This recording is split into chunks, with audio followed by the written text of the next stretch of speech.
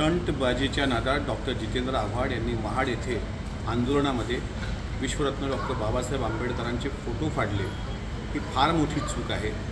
आव्हाडांनी स्टंटबाजी करताना इतकीही गोष्ट त्यांच्या ध्यानात येऊ नये की आपण पोस्टर फाडत असताना बाबासाहेबांचा फोटो फाडतो आहोत। ही चूक अक्षम्य आहे, याची गंभीर दखल देशाने सुद्धा घेतलेली आहे।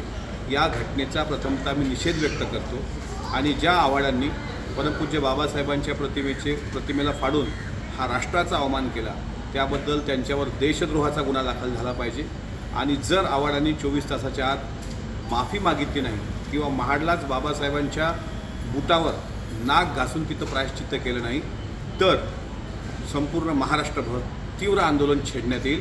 कारण हा अपमान कोणा एका समाजाचा नाही तर हा अपमान देशाचा अपमान आहे, तो राष्ट्रद्रोह आहे। स्टंटबाजीच्या नादात राष्ट्रद्रोह करणाऱ्या आव्हाडांनी तात्काळ माफी मागावी, अन्यथा परिणामाला। एबीपी माझा, उघडा डोळे बघा नीट।